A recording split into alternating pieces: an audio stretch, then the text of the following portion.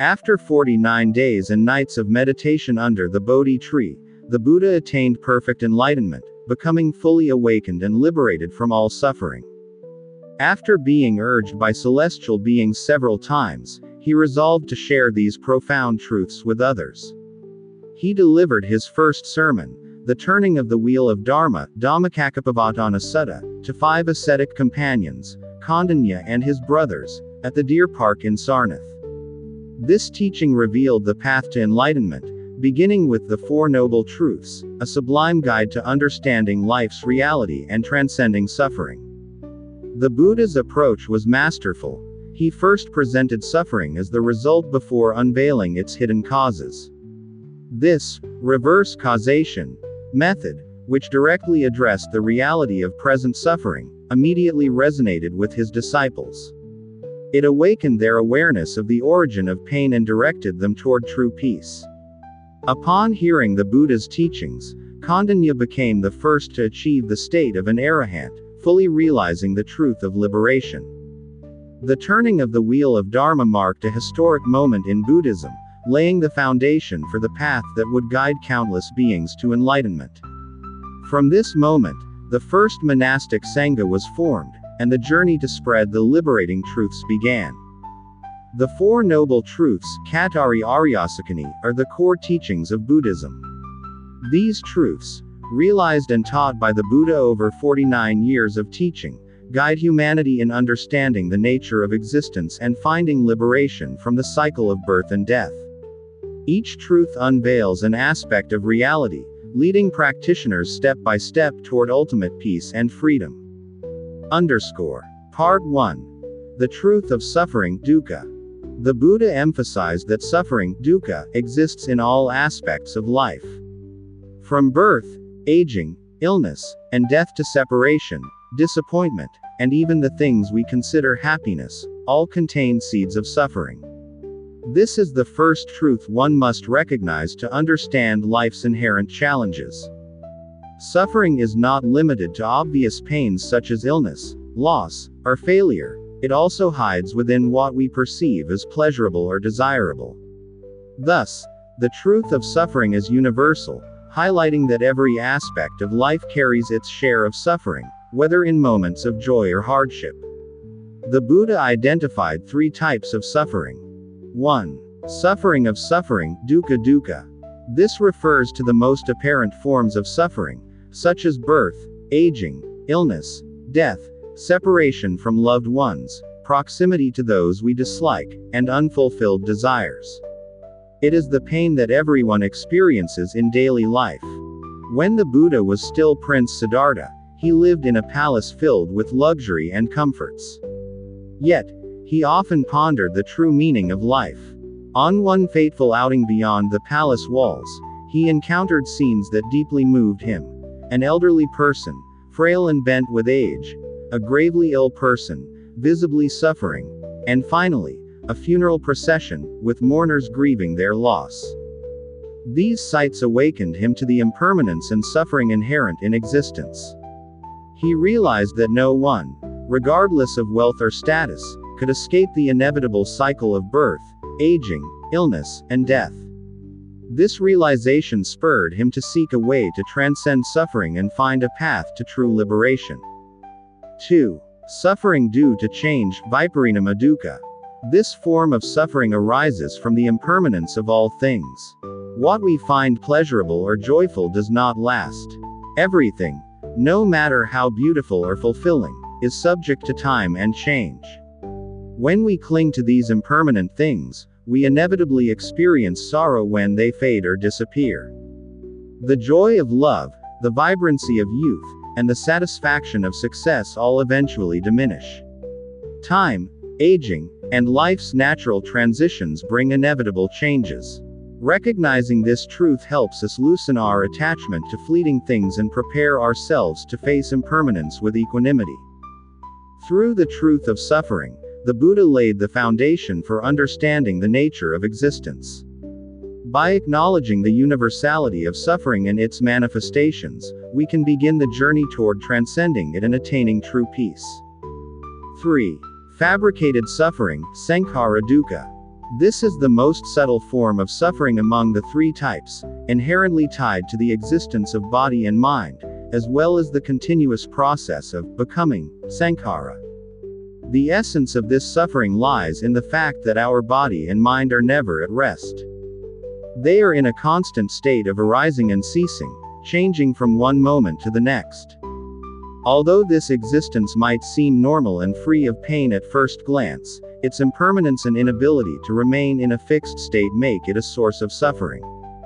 This subtle suffering is difficult to recognize because we often assume suffering only occurs when there is evident pain or illness.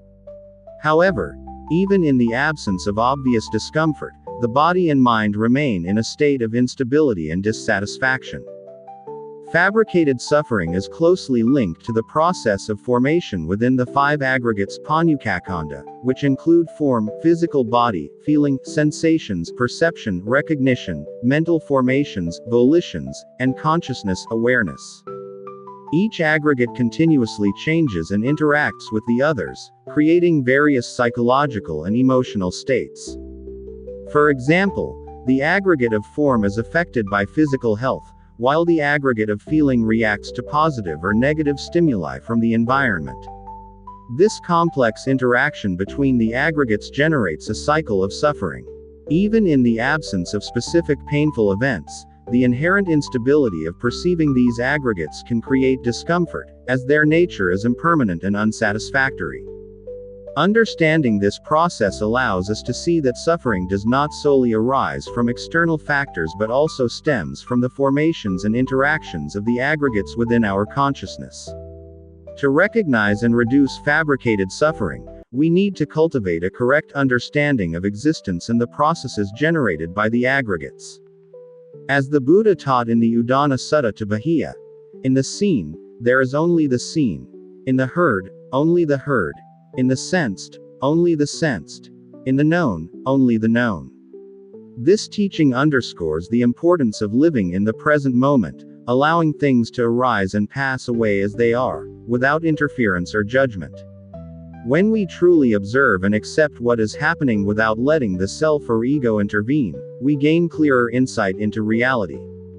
When everything arises and ceases naturally without interference, the process of fabrication ceases, meaning the arising and ceasing of the aggregates no longer occurs. By letting go of attachment to the emotions and mental states created by the aggregates, we gradually diminish suffering.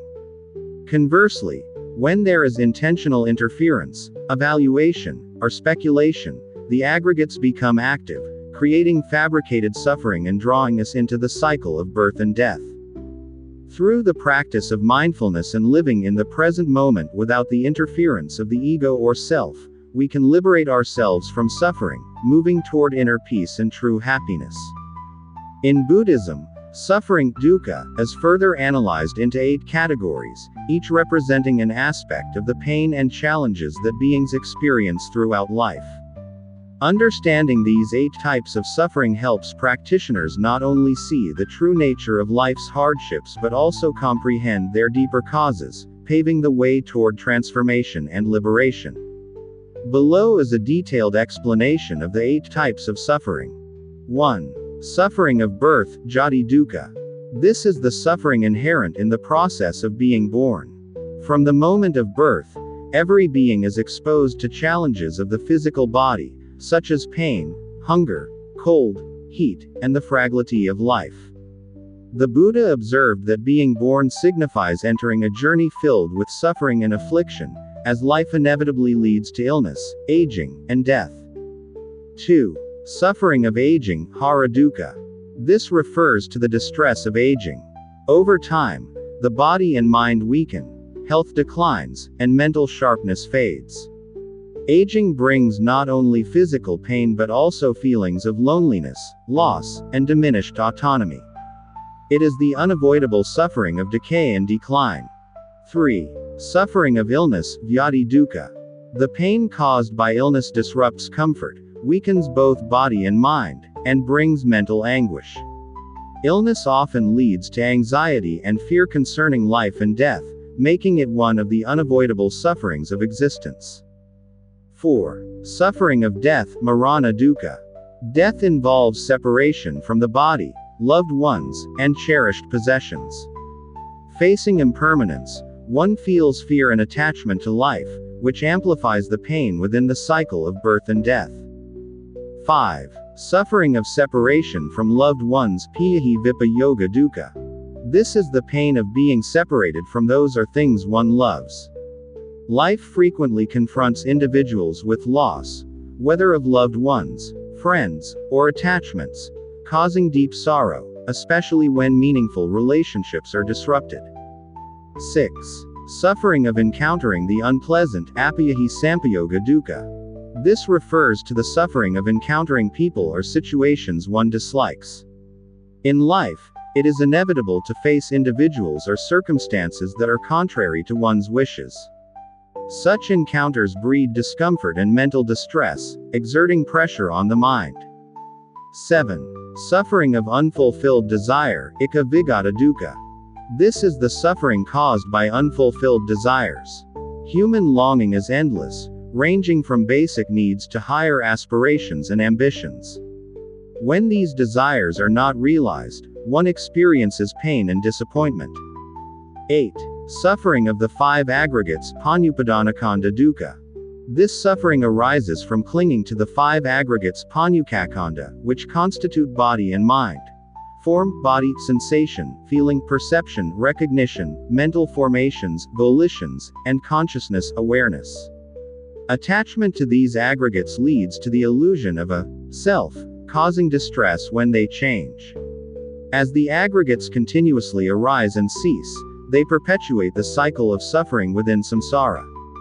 In conclusion, the truth of suffering, dukkha sakka, provides a direct view of the reality of life, helping practitioners realize that suffering is not limited to obvious pain or loss but is also embedded within pleasurable experiences, as they are all subject to impermanence. Recognizing the truth of suffering is not meant to instill pessimism but to enable individuals to confront and transcend the bonds of suffering, moving toward true peace and liberation. Part 2. The truth of the origin of suffering, samudaya. After identifying the reality of suffering in life, the Buddha taught its causes and origins. He explained that suffering does not arise randomly but is rooted in latent afflictions, primarily craving, tanha, and ignorance, avidya. Craving binds us to what is pleasant, while ignorance obscures the true nature of all phenomena.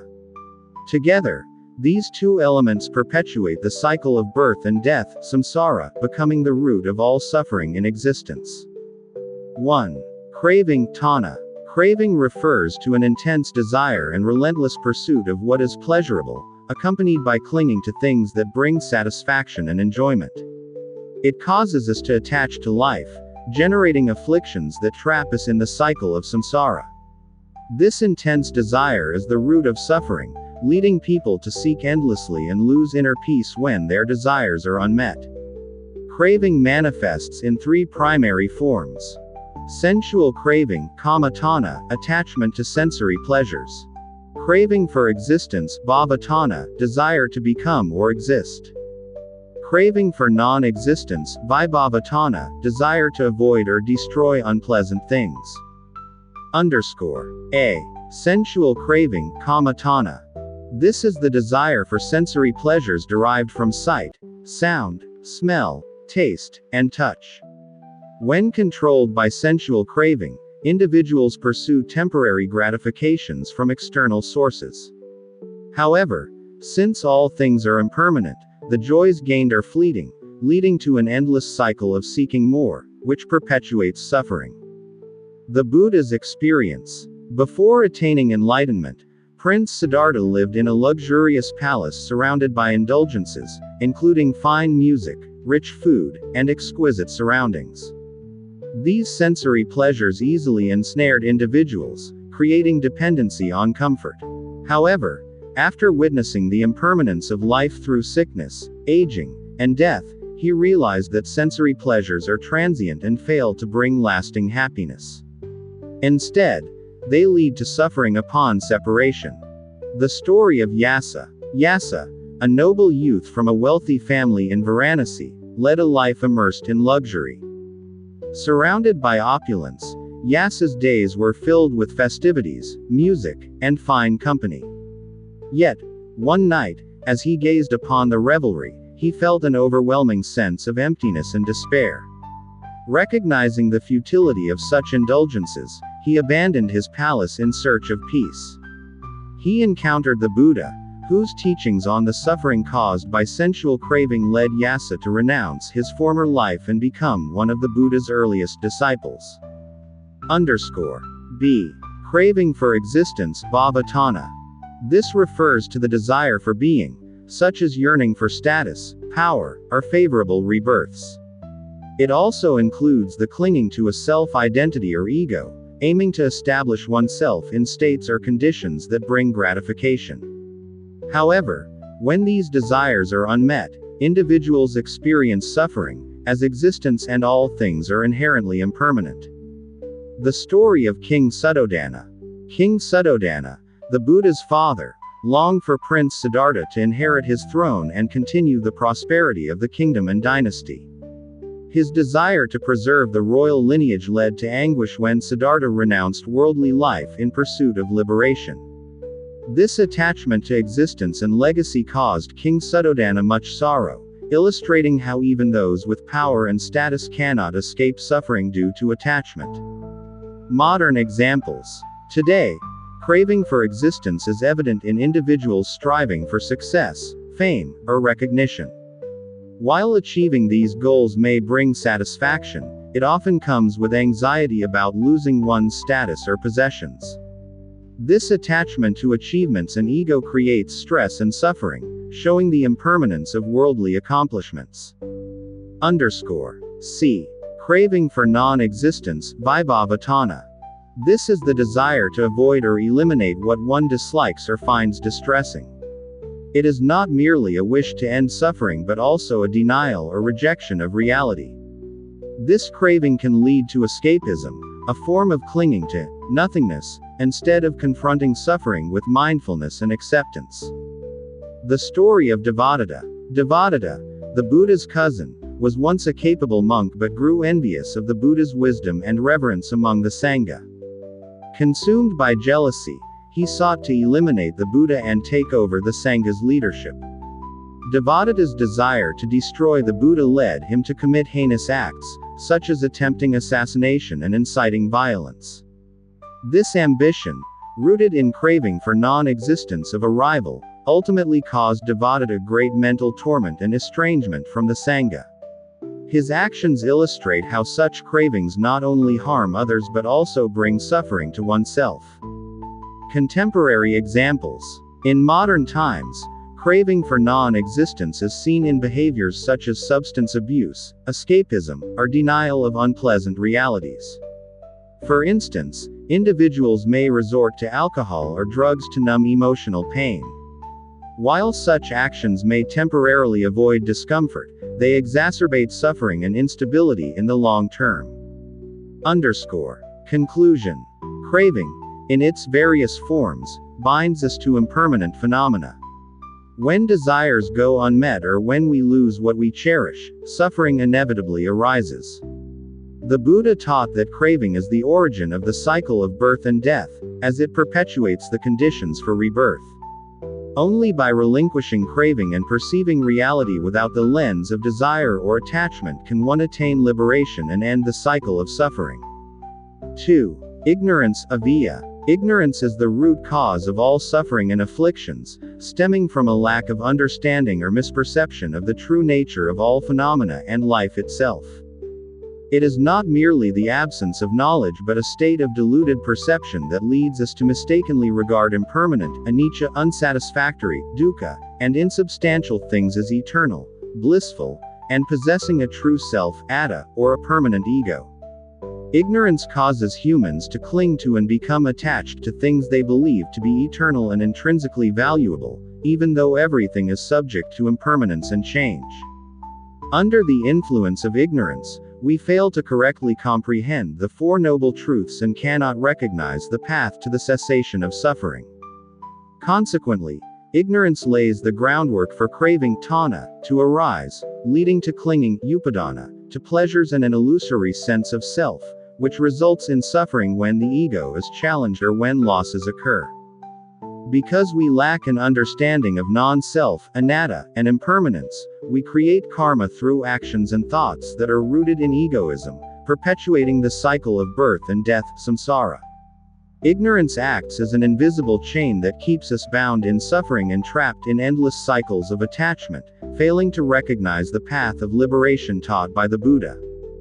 The Buddha emphasized that all suffering originates from internal defilements, primarily craving, tanha, and ignorance, avidya.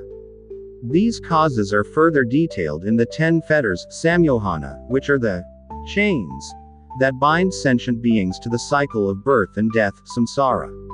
Each fetter represents misconceptions and false attachments, forming the roots of suffering and unease among sentient beings. The 10 fetters and the origins of suffering. 1. Greed, lobha. Greed is the desire to possess or become attached to what is perceived as pleasant or desirable.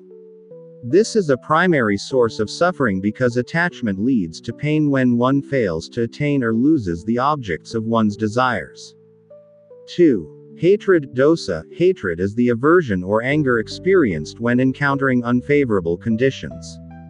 It drives destructive speech and actions, causing suffering to oneself and others.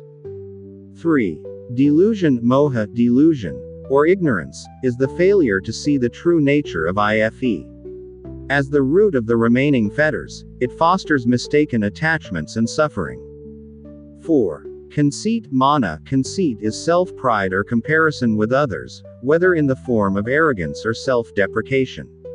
It drives individuals to assess themselves relative to others, fostering jealousy, envy, or wounded self-esteem. 5. Doubt, visakika. Doubt regarding the teachings and the path of practice creates inner unrest and prevents trust in the Dharma, resulting in suffering due to a lack of clear direction. 6. Identity view, sakkaya ditthi. Identity view is the belief that the body, the 5 aggregates or 4 elements, earth, water, fire, wind, constitutes the true self. This misconception leads to clinging to the body and possessions, resulting in fear of loss and attachment to the ego. 7. Extremist views, antagahika ditthi. These are rigid and polarized beliefs, such as eternalism, the view that the self is everlasting and immutable, or annihilationism, the view that everything ends completely after death with no continuity or karmic consequences. Such beliefs lead to suffering due to a distorted understanding of life's impermanence and causality. 8. Clinging to views, ditthi. This is the stubborn attachment to one's opinions, refusing to learn or change one's mind. Clinging to incorrect beliefs creates suffering when reality does not conform to expectations. 9. Attachment to rituals and rites, silabata paramasa. This is blind adherence to religious rituals or practices that do not lead to liberation. For example, believing that mystical ceremonies or offerings can resolve one's karma. 10. Wrong views, mika ditthi. These are beliefs that go against the truth, such as denying karma or embracing superstitions.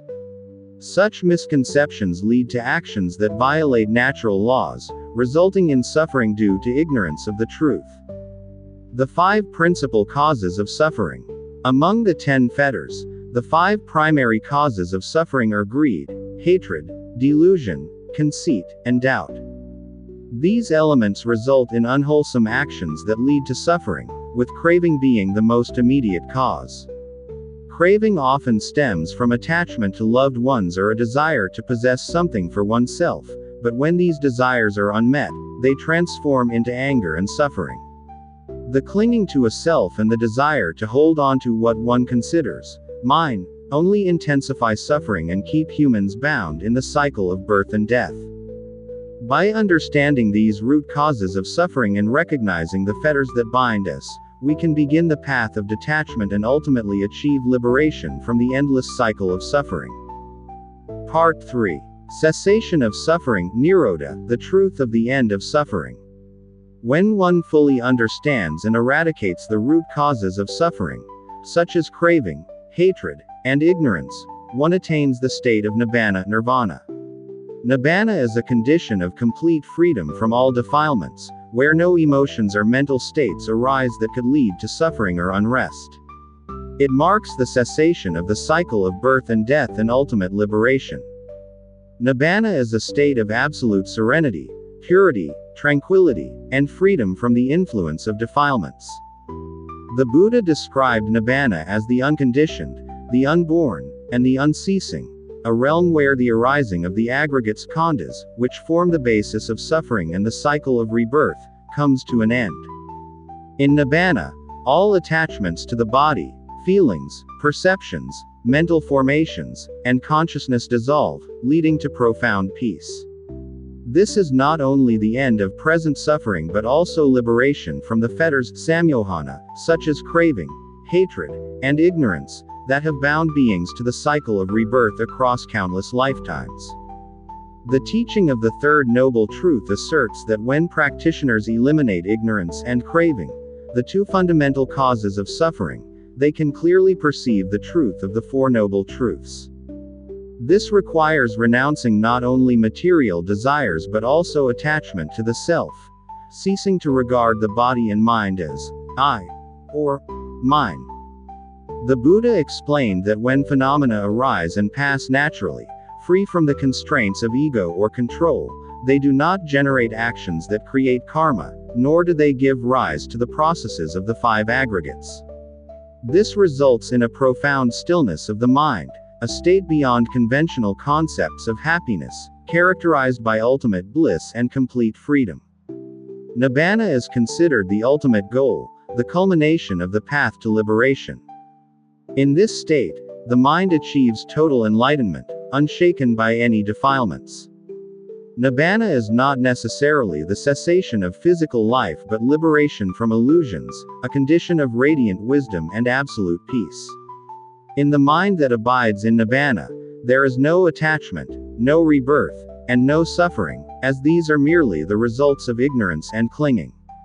The Third Noble Truth, therefore, affirms that all beings have the potential to achieve peace, and total liberation is attainable through disciplined practice and true understanding. The story of Angulimala, a living example of transformation. A vivid illustration of the Third Noble Truth in the Buddha's time is the story of Angulimala, a notorious bandit. Initially a brilliant student, Angulimala was led astray by his misguided desire for ultimate supernatural powers and became a feared murderer, killing many people to collect 1,000 fingers. His life was consumed by hatred, cruelty, and ignorance, which plunged him deeper into bad karma and suffering. When Angulimala encountered the Buddha, he attempted to kill him. However, no matter how hard he chased, he could not catch up with the Buddha. The Buddha finally stopped, looked at Angulimala with compassion, and said, "I have already stopped. It is you who have not stopped." These words stunned Angulimala, awakening him to his suffering and wrongdoings. He realized that it was he who needed to stop the craving, hatred, and ignorance that had driven him into the cycle of suffering and rebirth. Angulimala abandoned his old path, took refuge in the Buddha, and became a monk. Through diligent practice, he eradicated his defilements, achieved enlightenment as an arahant, and attained ultimate peace. His story demonstrates that no matter how deep one's transgressions, anyone can attain complete liberation from suffering and realize Nibbana by stopping in time and wholeheartedly committing to the path of purification and renunciation. Part 4. The Noble Truth of the Path Magga, the truth of the way to end suffering. The truth of the path, or the noble truth of the way to end suffering, was taught by the Buddha as a practical guide comprising 8 components, known as the Noble Eightfold Path, Athangika Magga. This path guides practitioners step by step, from correct understanding to proper action, with the aim of eliminating defilements and attaining enlightenment, thereby escaping the cycle of birth and death. The 8 components of the Noble Eightfold Path are not merely ethical principles but a comprehensive method for cultivating wisdom, conduct, and mental discipline to achieve ultimate purity and liberation. 1. Right view, Samaditthi. Right view. The first and foundational element of the Noble Eightfold Path is the correct understanding that underpins the entire path to enlightenment. It enables practitioners to perceive the impermanence, anicca, suffering, dukkha, and non-self, anatta, nature of all phenomena, liberating them from attachment and illusions of self. Right view involves a proper understanding of the Four Noble Truths, recognizing that suffering exists, understanding its causes, knowing that suffering can cease, and comprehending the path leading to the cessation of suffering. Right view can be understood through three key aspects. 1. Impermanence, anicca. Right view helps one recognize that all phenomena are in a constant state of change and are never permanent. This awareness prevents attachment to transient things or emotions and fosters acceptance of change. Understanding impermanence reduces suffering when things do not align with expectations. 2. Suffering, dukkha. Life is characterized by suffering, lacking lasting satisfaction. Suffering arises not only from loss or pain but also from fleeting pleasures, as they are impermanent. Right view enables one to see suffering clearly and understand that no worldly object or condition can provide lasting happiness. 3. Non-self, anatta. Right view reveals that there is no permanent, independent self. The body, sensations, perceptions, mental formations, and consciousness are temporary, interdependent aggregates. The self, often perceived as me, is merely an illusion arising from conditions. Understanding non-self reduces attachment, craving, and delusion, leading to liberation from suffering. Illustration. The story of Sariputta, one of the Buddha's foremost disciples, exemplifies the transformative power of right view. Initially a follower of another tradition, Sariputta sought the truth but could not find a path to liberation. One day, he encountered Venerable Assaji, one of the Buddha's first disciples. Assaji shared a concise teaching on dependent origination. All phenomena arise from causes, and their cessation depends on the cessation of those causes. The Blessed One has explained this truth. Upon hearing this, Sariputta immediately grasped the impermanence and non-substantiality of all phenomena, leading him to progress towards liberation and eventually become an enlightened arahant. 2. Right intention, samma sankappa. Right intention is the second element of the Noble Eightfold Path. It involves cultivating thoughts aligned with truth, reducing and eliminating suffering. This step transforms correct understanding, right view, into appropriate attitudes and ways of living, fostering wisdom and compassion. The three principal forms of right intention are: 1. Intention of renunciation. This involves directing the mind towards letting go, detachment, and reducing craving. It entails abandoning clinging to objects, material possessions, and even oneself, leading practitioners away from suffering caused by desire and attachment. 2. Intention of loving kindness. This involves nurturing goodwill and benevolence, wishing for the welfare and peace of all beings. Practitioners with right intention do not harbor thoughts of harm, envy, or hatred, and instead cultivate compassion as a motivation for kind actions and words. 3. Intention of harmlessness. This is the resolve to avoid causing harm and to foster forgiveness. A person with this intention seeks to protect and help all beings, creating inner peace and avoiding actions rooted in violence or conflict. Illustration. The story of Angulimala vividly demonstrates the transformative power of right intention. Once a notorious murderer, Angulimala was led astray by misguided intentions. However, after encountering the Buddha and being moved by his teachings, Angulimala abandoned his harmful ways, embracing compassion and harmlessness. He transformed into an arahant, embodying loving kindness and renunciation.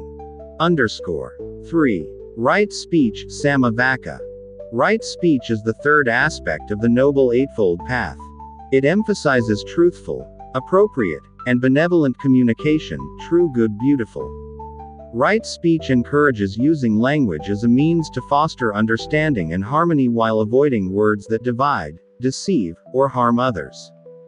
The 4 aspects of right speech are: 1. Avoiding false speech. Practitioners speak truthfully. Avoiding lies or deliberate deception. Truthful speech builds trust and clarity, ensuring the mind remains free of ulterior motives. 2. Avoiding divisive speech. This entails refraining from words that sow discord or cause divisions. Instead, practitioners use speech to foster connection, trust, and love among people. 3. Avoiding harsh speech. Harsh words, offensive, hurtful, or crude, are avoided. Practitioners strive for gentle, respectful, and soothing speech that promotes understanding and respect. 4. Avoiding idle speech. Practitioners refrain from frivolous or meaningless talk. Instead, they use words thoughtfully, fostering mindfulness and avoiding distraction by unnecessary chatter. Illustration. The story of Akosaka the Brahmin highlights the importance of right speech. Akosaka once berated the Buddha with harsh words. However, the Buddha responded calmly, asking, "If someone offers a gift and it is not accepted, to whom does the gift belong?" Akosaka replied, "To the giver." The Buddha then said, "Similarly, your harsh words, unaccepted by me, remain with you." This response awakened Akosaka, leading him to reflect on his behavior and change his ways. Underscore. The importance of the Noble Eightfold Path. Right view, right intention, and right speech are critical components of the Noble Eightfold Path, laying the groundwork for ethical conduct, mental discipline, and wisdom. By cultivating these practices, one gradually transforms their thoughts, words, and actions, moving closer to liberation from suffering and attaining lasting peace and freedom. 4. Right action, Sammakamanta. The 4th factor of the Noble Eightfold Path focuses on ethical and wholesome actions. Right action guides practitioners to perform deeds that benefit themselves and others while avoiding harmful actions that create negative karma. It serves as the foundation for cultivating a pure, virtuous life and reducing suffering caused by unwholesome deeds. Aspects of right action. 1. Abstaining from killing. Right action emphasizes the cultivation of compassion and the avoidance of harming any living being. This includes not only refraining from killing humans but also extending respect for the lives of all creatures.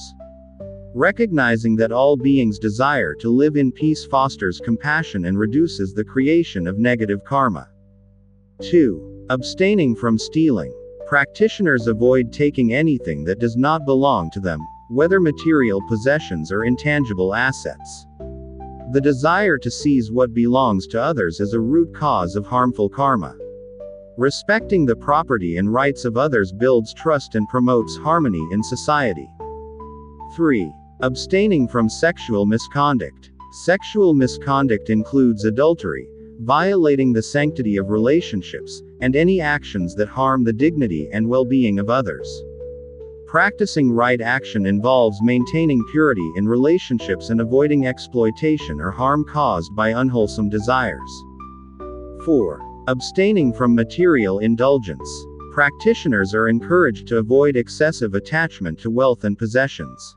Overindulgence in material desires disturbs the mind and perpetuates suffering when such desires are unmet. Right action supports a simple and contented life, fostering detachment and inner peace. Story of Ambapali. During the Buddha's time, Ambapali, a renowned courtesan in the city of Vaishali, lived a life of luxury and beauty.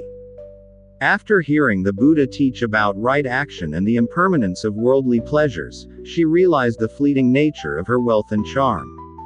She renounced her indulgent lifestyle, sought refuge in the Three Jewels, and diligently practiced the Buddha's teachings. By abstaining from killing, stealing, sexual misconduct, and material obsession, Ambapali purified her life and transformed into a compassionate and selfless practitioner. Her story exemplifies the transformative power of abandoning material attachment and adopting a virtuous way of living. This transformation leads not only to inner peace but also to the foundation for true liberation. Right action is more than ethical behavior, It is a practice for purifying the mind. By avoiding harmful actions and cultivating virtuous deeds, practitioners create a life free of regret and remorse. Abstaining from killing, stealing, and misconduct purifies the mind and prepares practitioners to attain inner peace and enlightenment. 5. Right livelihood, Samma Ajiva. The fifth factor of the Noble Eightfold Path encourages practitioners to sustain themselves through ethical and righteous means, avoiding occupations that harm themselves or others. Right livelihood emphasizes living and working in a way that aligns with moral principles, preserves mental purity, and avoids creating negative karma. Practitioners are advised to avoid professions that cause suffering to others, such as those involving killing, the trade of weapons, poisons, or any activity that destabilizes society. Right livelihood promotes a life free from excessive attachment to wealth and status, fostering contentment and inner freedom. Story of Anathapindika. Anathapindika, a wealthy merchant and devoted lay follower of the Buddha, exemplified right livelihood. He accumulated wealth through honest trade while avoiding harmful practices.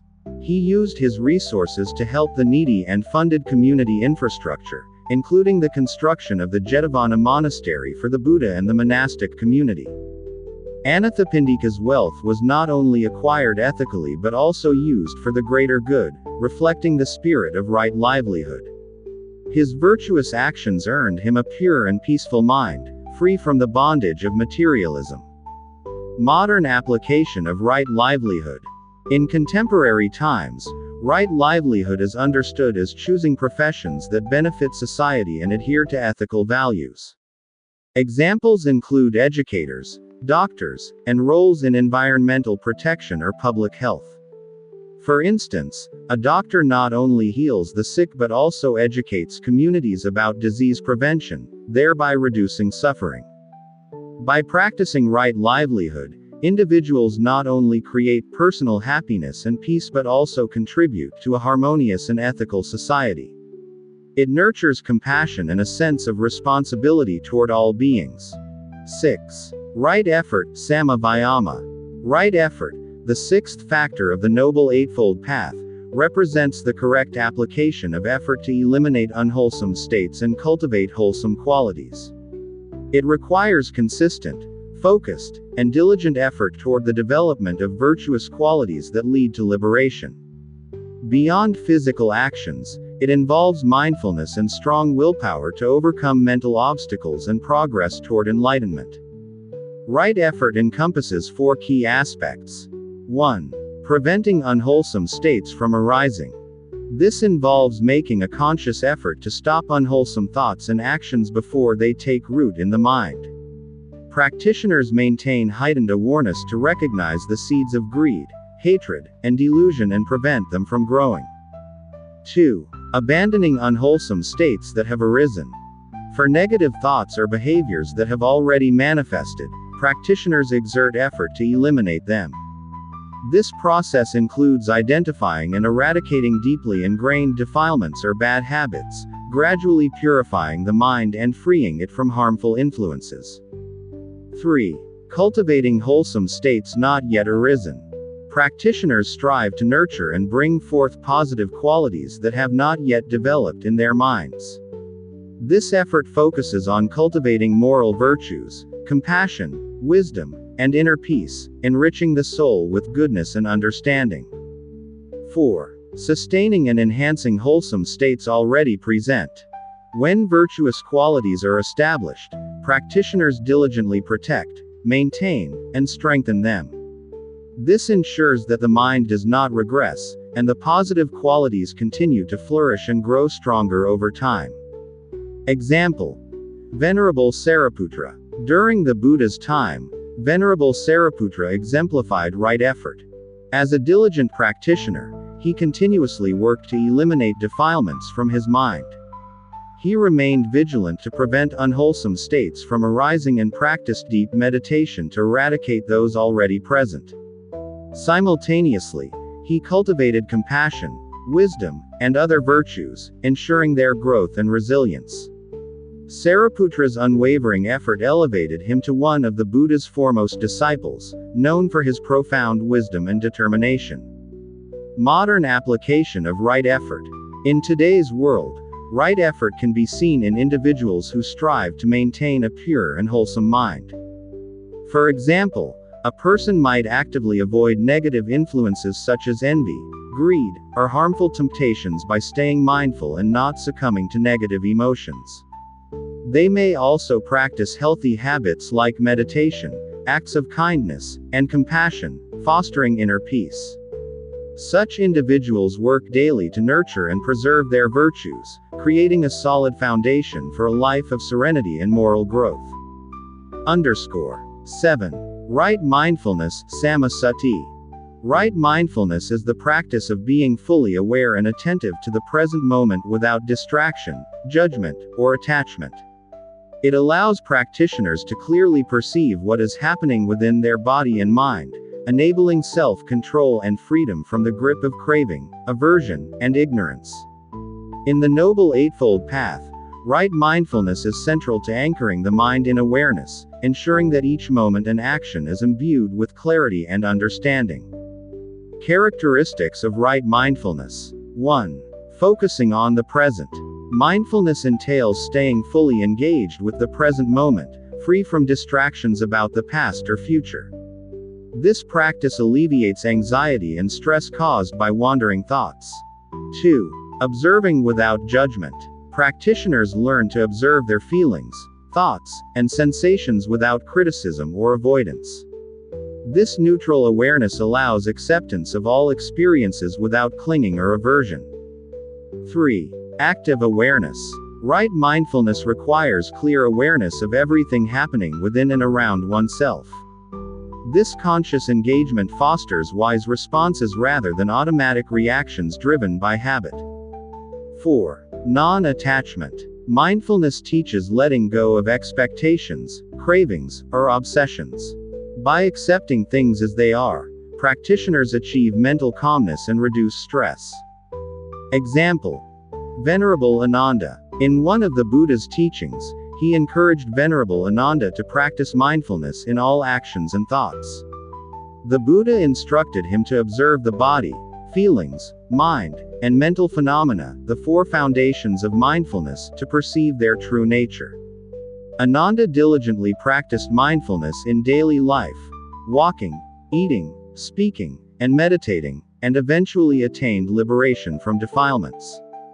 Modern application of right mindfulness. In contemporary life, mindfulness can be practiced during daily tasks, such as walking, eating, or breathing. For instance, when someone sits at their desk to work, instead of being distracted by worries about the future or regrets about the past, they can focus fully on the task at hand with a calm and clear mind. This practice reduces stress, enhances focus, and deepens the appreciation of each moment. Over time, mindfulness fosters inner peace and paves the way for spiritual awakening. 8. Right concentration, samma-samadhi. Right concentration is the cultivation of correct, deep, and stable mental focus, leading to a state of calmness and clarity in the mind. It is the final meditative state in the Noble Eightfold Path, helping practitioners maintain mental stability, unaffected by external circumstances or internal defilements. Through right concentration, one gains the ability to deeply observe the true nature of all phenomena, ultimately leading to liberation from suffering and ignorance. There are two main types of meditation: samatha, calming meditation, which aims to calm the mind, and vipassana, insight meditation, which develops wisdom and understanding of the true nature of all phenomena. In meditation practice, practitioners focus the mind on a single object to attain tranquility. But this concentration is not only for temporary peace, it is used to observe deeply the nature of all things. Instead of seeking transient calm, meditation aims to identify and understand the constituent elements of body and mind, seeing their continuous arising and passing away, thereby eliminating ignorance, craving, and the ego. Aspects of right concentration in meditation. 1. Observing impermanence. The meditator clearly perceives the constant change in both body and mind, understanding that nothing is permanent. 2. Contemplating suffering. Through deep observation, the practitioner sees the inherent dissatisfaction and suffering in both body and mind, which helps in relinquishing attachment to them. 3. Contemplating non-self. Through observation, the meditator realizes that there is no permanent self, but only a continuous process of arising and passing phenomena. Example: Prince Siddhartha. As a young prince, Siddhartha attained right concentration early when he meditated under the rose apple tree. Later, when he renounced his royal life in search of the truth, he continued to develop right concentration, gaining the ability to deeply observe the true nature of all phenomena. This practice allowed him to perceive the root causes of suffering and the path leading to liberation. Through his spiritual journey, the Buddha realized that the traditional meditation methods practiced by other ascetics, though capable of reaching high states of concentration, could not lead to complete liberation. As a result, he developed vipassana meditation to gain insight into the true nature of all phenomena. Through this method, he attained full enlightenment, discovered the Four Noble Truths and the Noble Eightfold Path, and taught the true path to liberation for all beings. In summary, the Four Noble Truths are not just a core teaching but also a guiding path for the journey to enlightenment. Beginning with the truth of suffering, dukkha, we recognize that suffering is an inherent part of existence. The truth of the cause of suffering, samudaya, reveals the deep-rooted causes, such as craving, anger, and ignorance, which bind us to the endless cycle of samsara. The truth of the cessation of suffering, nirodha, with nirvana as its ultimate goal, affirms that liberation is not a mere illusion but the supreme, eternal state of peace when the causes of suffering are eradicated. Finally, the truth of the path to the cessation of suffering, magga, through the Noble Eightfold Path, provides the practical steps that lead us to awakening, freeing us from suffering to live in wisdom and compassion. By practicing the Four Noble Truths, practitioners can attain peace, transcend the cycle of rebirth, and realize the profound truth right here in this life. Thank you for watching this video. Please like, share, and subscribe to the channel to support me and ensure you don't miss any great content.